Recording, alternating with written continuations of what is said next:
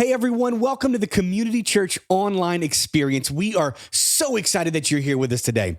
Hey, if this is your first time, do us a favor and comment where you're watching from.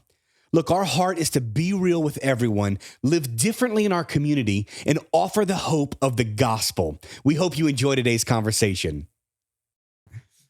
Hey everyone, welcome to the Community Church podcast. We have a very special episode we'd love to share with you. This is something that we've actually been hoping to do for a while, and we're excited that we get to do this. We're doing something a little bit different.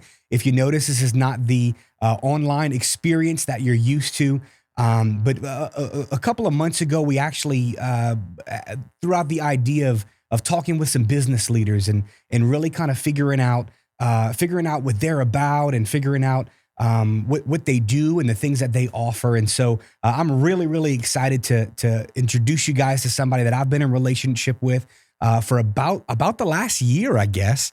And he is the owner of a lot of different properties, and it's called D'Argent Properties.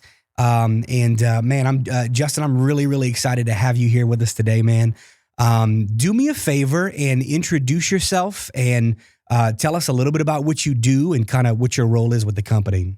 Well, I am Justin Giallonardo. My family's from New Orleans, and we're with D'Argent Companies. We have a properties division and construction division, and we own and maintain shopping centers throughout the state of Louisiana.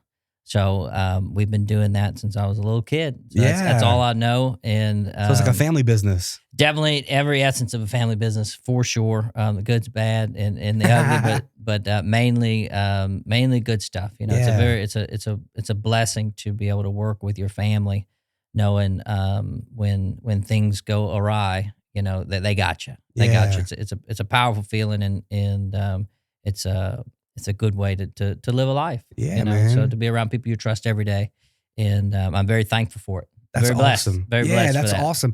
So how many years specifically have you been either the head of the company or been doing what you're doing right now? I've been doing this particularly since probably 2012. That is the real estate side. Sure. That is mainly real estate legal leases. And also acquisitions and, maintaining properties in a first-class manner. That's what we like to do. Gotcha. And my brother, he runs the entire construction division. Gotcha. So it's two companies under one umbrella. He runs the construction, I run the real estate. So Awesome. We're very blessed to have a great dad who showed us the ropes. That's awesome. He didn't allow us in the office for a very long time. Yeah. You know, he kept us on the construction sites. Yeah. And so we learned how things are built and how things get torn down and how you can transition something. Yeah. So a lot of my vision for properties, I can see things that most traditional real estate people don't, because they don't see how a wall goes down. Right. But they don't see how a building can be moved or tear half of it down and build it again over here. Yeah. Or even the way vehicles move in and out of parking lots. You know, I can see it, and I can see good ones and bad ones. Yeah. So it's made me a lot better to be able to evaluate a property to see if it's got good stuff. Yeah. I know what a roof looks like, a good one or a bad one. Right. It's funny, concrete versus asphalt. You know, Yeah. I know when asphalt's on top of concrete, and that's actually a good thing because you want the concrete base. Yeah. You know, so That foundation. So a lot of properties I see that look like they're great on paper, when you go actually look at them with the way that I was raised, I can see things. And I can politely decline. Say, well, thank you. You know, it's a great property. You know, wish you the best of luck. Yeah. And when I leave, I know that there's a lot of additional cost to own that shopping center. Yeah. So I've really had a cool. great upbringing in this real estate game. That's really cool. So what would you, if you could put your finger on something, what would you consider success to you? Like everybody in the real estate, industry is the more houses that you can sell, whatever, more properties you can get. But what I've loved about our relationship is I've gotten to hear a little bit about your heart, about the different things you love to do. So how would you consider success in real estate from your perspective? My perspective has changed immensely, you know, and when I was 25 compared to 35, it's a huge difference. Yeah. So I would say that success defined in real estate for a mature professional person would be doing good quality business, straight shooting, communicating, all the way through the entire process, and everybody winning. Like, that's a good real estate guy. Yeah. And when I was younger, I didn't realize the inherent power that I was given when it comes to those communications. And sometimes I did the best I could. Sometimes I tried to do this, or I would try to make it the way that I thought it would be best for everybody. And I didn't know their business, but I was making decisions that I thought was best for their business, and I didn't realize how powerful that was. Yeah. And now I communicate with everybody just like you and I communicated in the beginning. Like, what do you want? What do you need? Yeah. How do we make it work? So I guess the long-winded answer to that is that everybody needs to win in a real estate deal. And a successful way for me to see it as a professional is that great relationships, everybody does well, and at the end, everyone gets what they need and what they want for their mission, whatever that may be. I'm sure you're not too concerned about getting nails done, at the salon, but they have people that live their lives. That's their thing, and they have different. They've got plumbing. They got a lot of plumbing that's very, very expensive compared to a check cashing place. It has 2 offices in a front. So, and then also you realize that you have local and regional and national people. Yeah. And success is different for those people on a national level, compared to the local level. National, they have to open up 50 stores. Local, they have 1 store that their grandfather, it's their business, and they're going to be there forever. So there's different ways to communicate with people. And as a professional in real estate, you learn, especially for me, you had to learn as you went. Right. And it's humbling. It's humbling. I'm a guy that has been able to talk to people from all walks of life. Yeah. And but I've never really done nails. I've never really done check cashing. Yeah. I never really, preached to people. Right.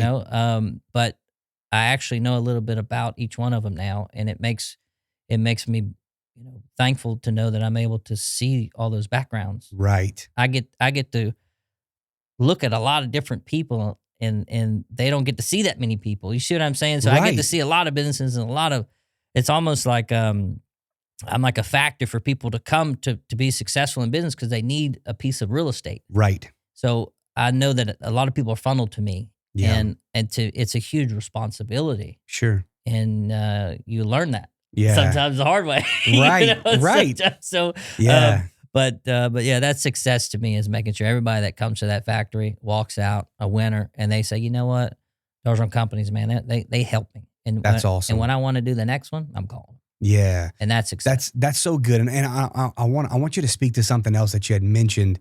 You and I have had such good conversations about your heart to be able to help churches and ministries and all of that side of it. What kind of drew you? And I know you don't exclusively work with churches and ministries, but I know that's a big part of your heart. Tell me a little bit about why that's such a big deal to you.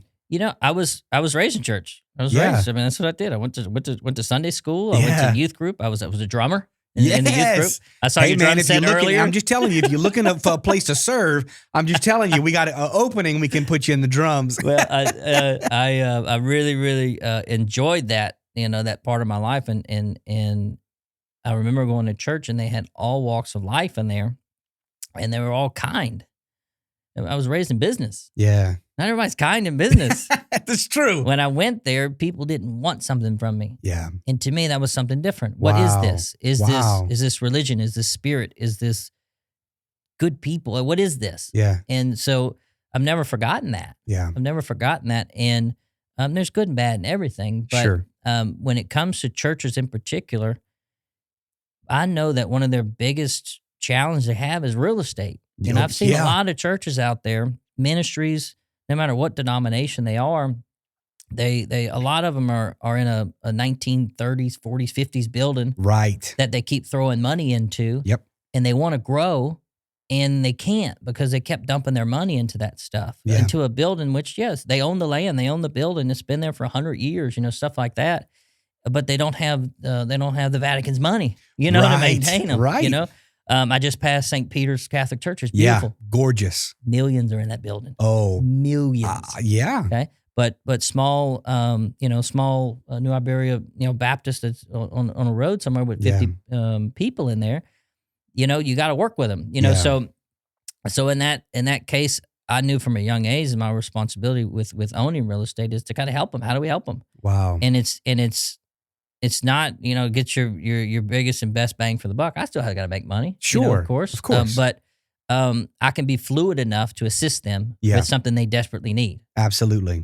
So I guess that's why that churches have always kind of been special to me because I was Yeah. raised in it. Yeah. And they didn't want anything from me. Yeah. I went to them and said, "What do you want?" Yeah. And I was like, I don't know. I don't know. I don't know what I want, but y'all are super nice. Look, as a pastor, that's a hard question because we're always the ones asking, what do you need? How can we help you? What can we? So for it to be asked of us is a little uncomfortable. I'll just sit here and be honest with you.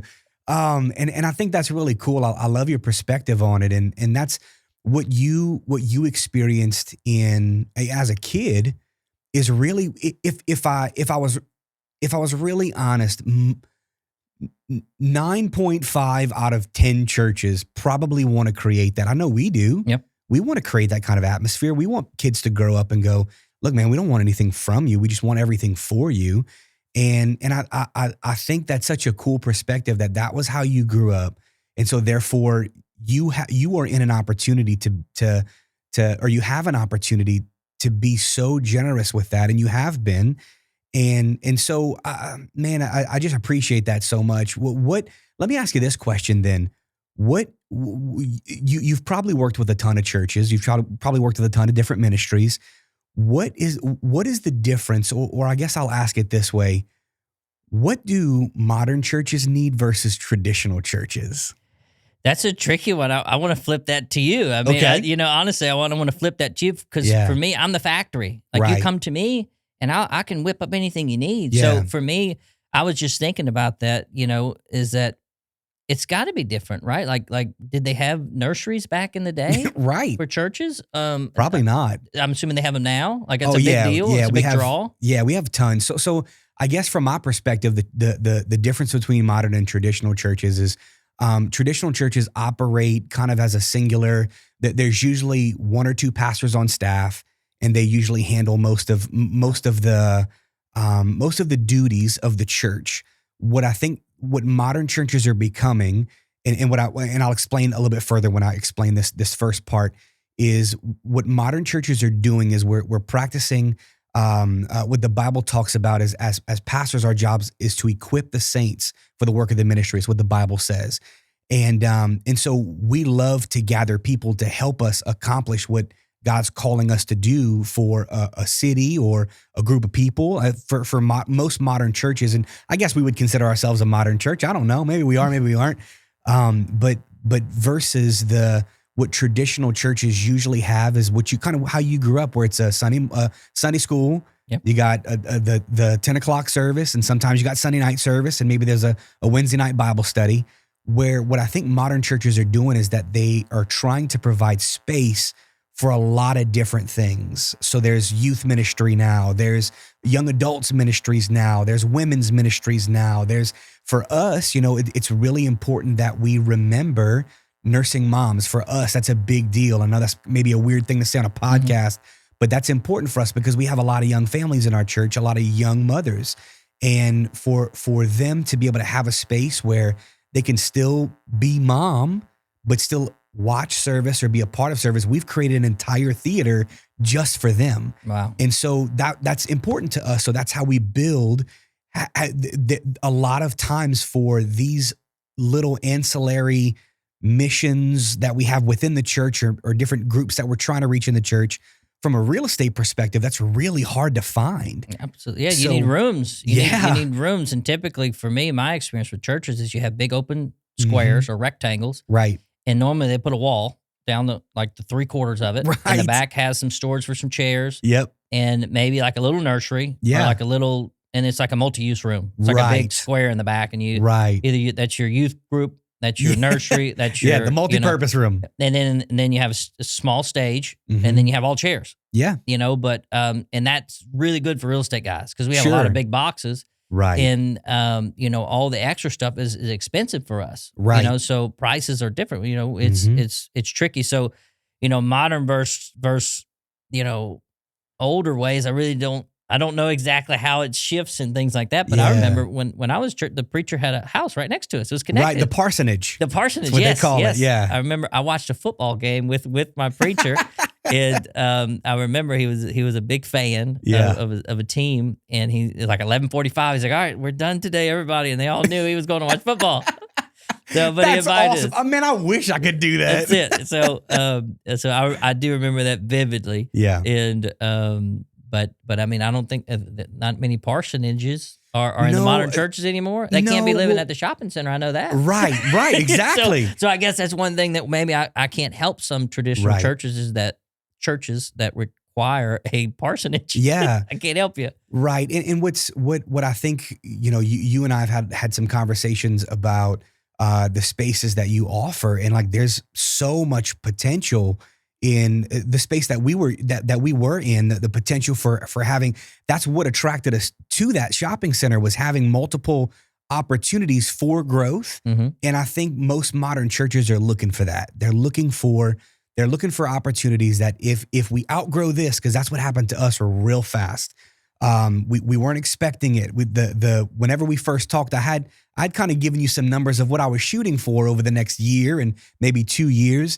We hit that in the first 3 months. That's awesome. So like the growth that we've been able to have was a little bit quicker than even we expected, and so we had to pivot incredibly quickly. But the opportunities, it had the plan for us worked the way we thought it would have, that we would have been in a different situation. But yeah, man, as the modern church develops, they're looking for more opportunities to meet people where they are.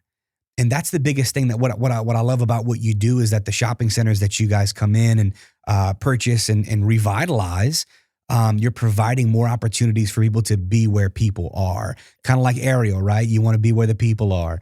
But yeah, man, I think that's really, really cool. So, I want to kind of speak. You probably can speak to this, better than most people. When it comes to ministries, or when it comes to really any business, what do you think is usually better? Is it better for you to help people own, or is it better for you to help people lease? I know from a business perspective, leasing is probably the better option, but what have you seen that's been beneficial? Well, I can tell you, I'm always going to push leasing Sure. because I've got the building, but Right. But for long term is that I'm also trying to be a good steward to other businesses, because I know if I make businesses successful, they're going to call me to build a new building that they may own. Right. Absolutely. So I caution many businesses, no matter what they are, say, look, lease for 5 years, lease for 10 years until you either build your clientele, you build your following, you build your business, okay, and then I can go and build you a building somewhere that you can own. Yeah. You know what I mean? And if we do good, I'll loan you the money instead of going to a bank. You know what I mean? Yeah. So to me, I'm going to push leasing all the time, especially for any business coming out the gate. So another way that I put it is that for an ice cream shop, okay? Yeah. Do you want to go buy more ice cream flavors and more cones and more chocolate syrups and all this kind of stuff? Or do you want to build a building and just have 2 flavors because you ran out of money? Right. Okay. Use your money to do the things that you know how to do. Right. You know what I mean? I use my money for real estate. That's what I do. You know, so I encourage everyone to spend your money on the things that you're good at. Yeah. Okay. And I can assure you, owning shopping centers in Louisiana is probably not one of your best bets. You know what I mean? So it took 50 years of experience for us to learn as a family and as a business that. So another thing too is that if you want to rapidly expand, whether that's spreading the message with a church or selling ice cream, Right. you can't be buying big chunks of buildings. Correct. You buy ice cream and ice cream and ice cream, Right. and go and you lease buildings. Right. You know what I mean? So use your money the way that the national people do, which is a CVS. CVS does not own that building most of the time. Wow. Okay? I didn't know that. Someone like us owns it, and they pay us rent. Sure. Because if CVS went and think of wonderful locations, CVS and Walgreens, they're in great locations. Yeah. They cannot afford it. big I Walgreens. believe it. Yeah. Wow. They That's buy crazy. medicine. They buy Coca-Cola. They Yeah. buy things like that, and Yep. they make us build the structure, and they rent it from us. Interesting. So that is how people rapidly expand. So if you're an optometrist and you want to stay there for the next 30 years, build your building. Okay? Yeah. But if you want to have 4 optometrist places, you call us and we'll put you in 4 different places and just pay us rent. Gotcha. So that is a classic lease versus own. Lease is, blast and cash. You want to go fast. Okay? Yeah. Own is just long term. I'm sitting here and I'm not moving. By the way, I can't grow. I can't really change my plan because I need a bigger building. Yeah. I'm always going to have 300 people in my church. Right. What happens if you go to 600? Exactly. So until you are solid and you know exactly, your dynamics of what's going on, you want to lease. Man, that's so good. Yeah, that's really good. I mean, we were kind of in that situation, very recently where we had that rapid growth and we were trying to figure out what to do. And man, I just, so let me ask you this then. Well, on that still, that line, I know for us, you were able to structure our lease in such a unique way. At least it was unique to me. Might not be unique to you. Maybe you do it all the time. But you were able to work something out with our lease, and I was hoping maybe you could speak to it a little bit. You were able to work out our lease where we could be able to jump into it, but then also we were actually able to jump into it below what the average market was for that property. But we were able to escalate that. Would you mind speaking to that a little bit? Well, it's unique to y'all's growth patterns. Yeah. Like y'all can explode very quickly, and that's good for me. Right. Like you want more space. So to me, it's I don't want to use the word gambling, but it's a good bet to bet with a church, because the church is if y'all do it right, if you do it right, you run it right, and you get the right people in there, you're going to want to expand. Yeah. You know what I mean? You want to grow. I mean, churches that don't grow, I'm not sure if that's a good thing. I think you should, just like, it's a funny thing to really always be selling. You know what I mean?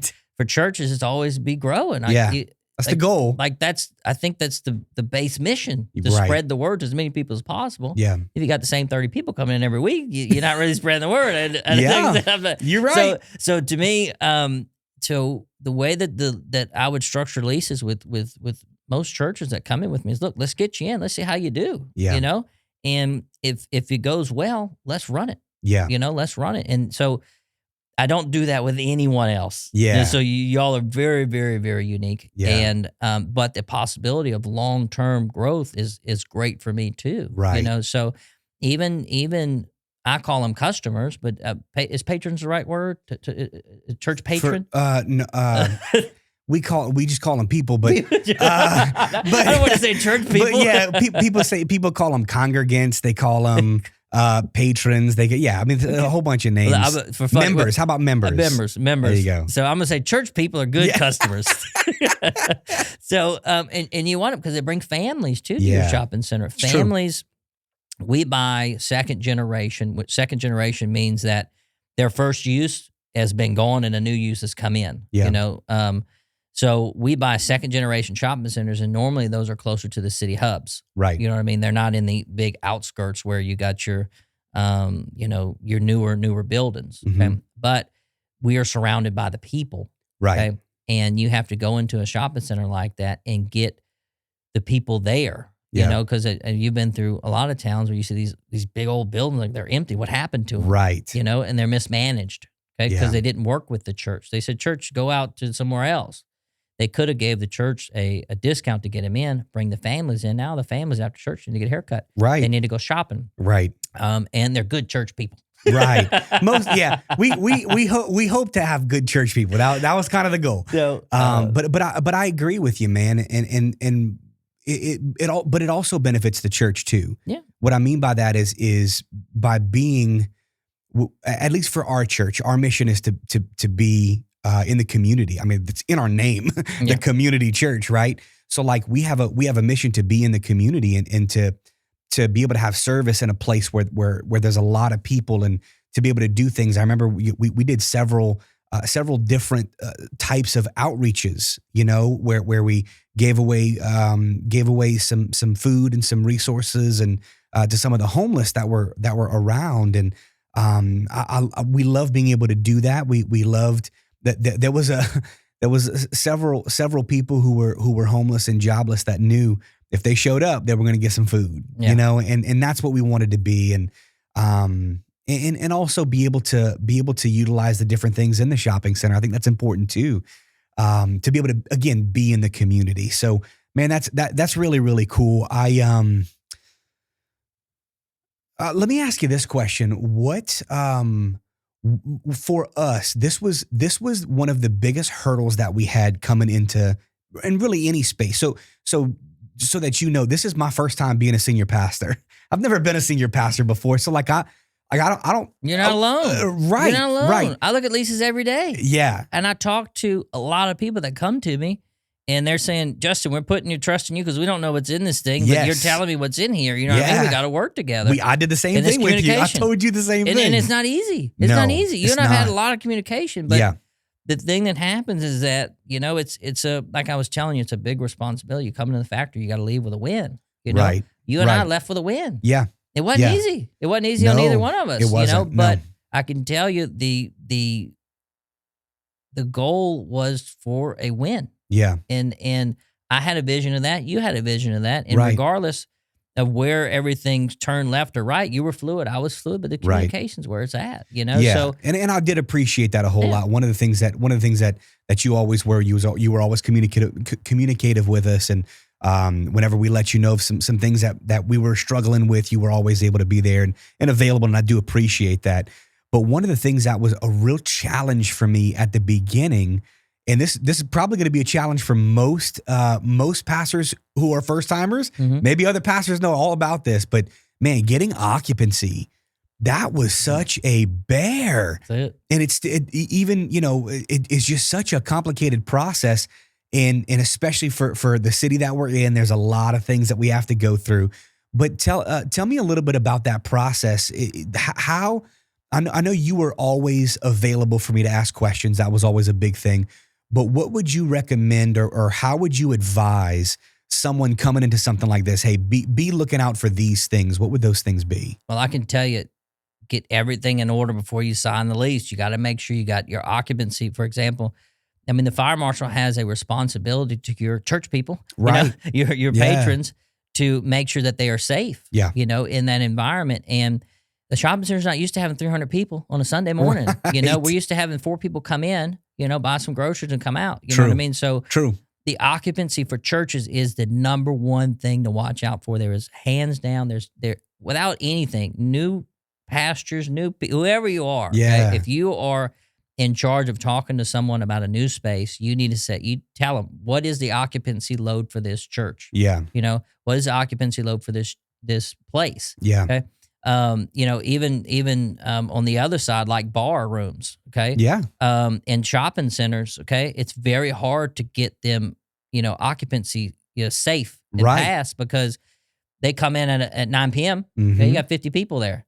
2 a.m. you got 400 people there. Right. You know what I mean? So the occupancy load is very tricky for a fire marshal, and they know that any given Sunday, I'm not talking about football, but any given Sunday, you can have an influx. Think about Christmas Day compared to March 20th, on a church day. So I mean, you're loaded. Oh yeah. So they have to calculate for the worst case scenario for them, the best case scenario for the church. Right. So there's hands down. I mean, if there's scale 1 to 10, that is a 10. Yeah. Okay? And the next thing would probably be like a 6. Okay. Yeah. Which would be bathrooms. Okay. Right. You got to look at your bathrooms. Man, I remember you. I remember that conversation we had. Man, you were like, dude, you got to make sure these are the bathrooms you need. Occupancy and bathrooms. Yeah. And oddly enough, they go hand in hand. If you have 300 people, you need this many bathrooms. Right. Okay. So. And I remember you telling me. I remember you telling me how much it would cost to add any. If the occupancy went over a certain number, you're like, dude, it's going to cost this much per toilet. I was like, are you kidding me? It's incredible. But that's the type of stuff that you can help with whenever you've got the experience that you do, especially coming from the construction side. Yep. You know those things, but also the real estate side. You were able to help me plan for some of those things and be prepared for them. And so that was super, super helpful. And so I guess I would ask this question, bro.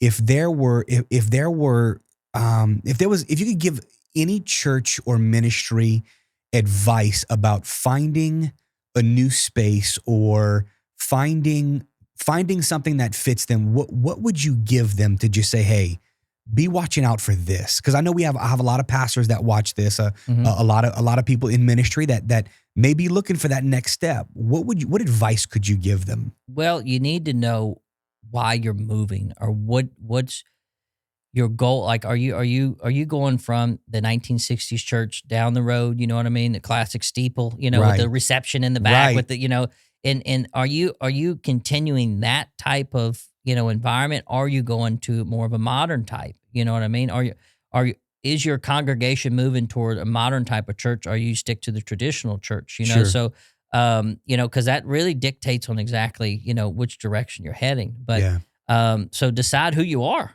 yeah, What is your the classic? What's your goals? What's your mission? that's big. You know what I mean? What are those? And this is, in my mind, it's business, but it's still It's it, not though. it's It's universal. define yourself and Yeah, define who you are and what your message is going to be. yeah, Let's just say, I see the rodeo churches. I think they're yeah. The awesome, cowboy right? Okay, churches. you Yeah, can't open a cowboy church in my shopping center. You know what I right, mean? So don't right, call me. I want to help you, but I can't put a rodeo out front. right. So and also just define who you are, okay? Mm, But also another huge thing that you mentioned, which is up my radar, is that you know what expansion needs you have. You don't want to move right now, and all of a sudden you run out of space. You got to do it again. I mean, it's right. hard. It's very hard. Believe me, I know. And I could even tell you this, on a business level, it takes away from the actual purpose and the vision, because you're worried about doing this and this and this and this, and you can't really commit enough time to whatever your mission is. That's exactly right. Same thing for business on my end. If I'm focusing on,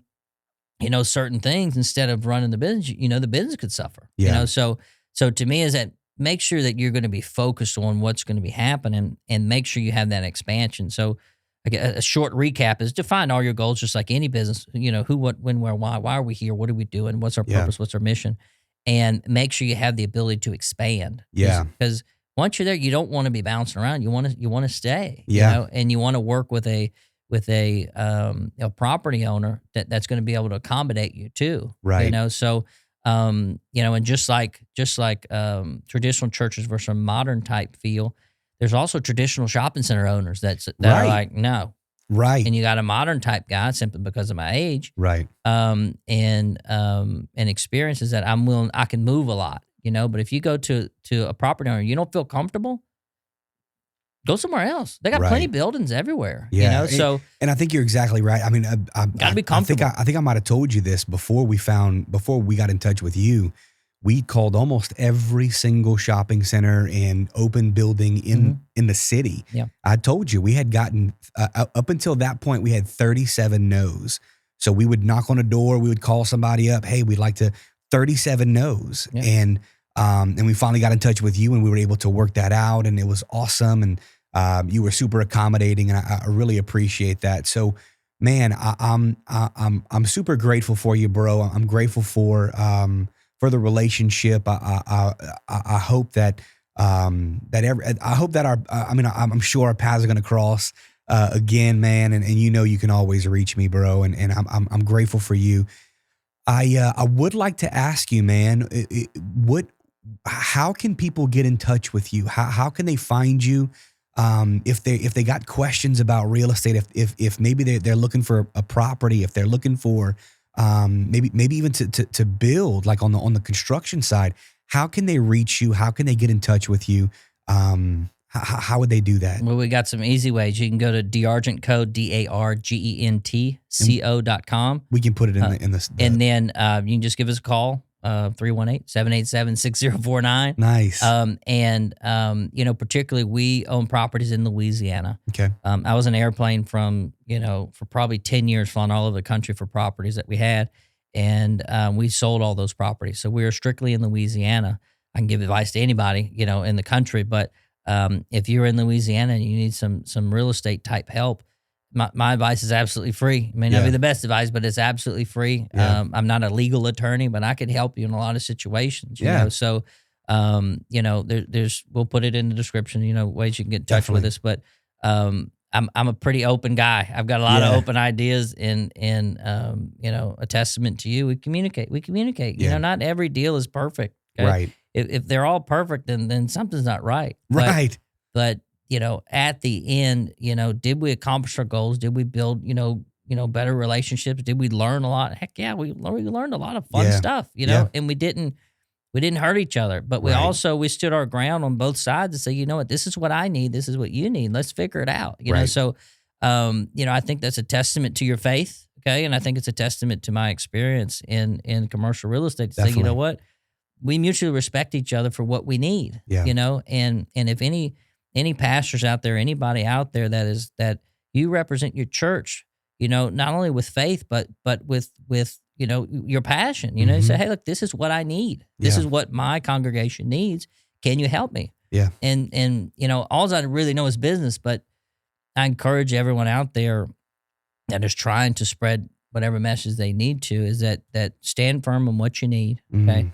protect your congregation. You know, Yeah. protect your people, and things will work out with Yeah. communications all the way through. And if you do not feel comfortable with that landlord, you just back out because there's a million of us out there. You got Right. 37 no's. Yeah. You're You know, right. and they didn't even half of them probably didn't even after they heard, oh, your church, they're done. Most you know, of them. and there's shame on them because Yeah. they didn't have the experience we had. They didn't Right. get to learn together. They didn't. Right. Their shopping center's probably still empty, you know, or their building's still empty. Yep. But in our situation, I'm able to work another real estate deal, Mhm. you know, and you know about that. It worked out wonderfully. Yeah, So yeah. we had a fun ride. We learned together, and I think it's Right. great. So I'm very thankful. Yeah. Absolutely. Well, hey, everyone, we hope you enjoyed today's podcast as much as we did. If you like what you saw, do me a favor and hit like, subscribe, and hit the notification bell. You can also find us on Facebook. You can find us on our website, communitychurchla.com. You can also find us on Apple Podcasts, Spotify, and Amazon Music. We'll see you next time.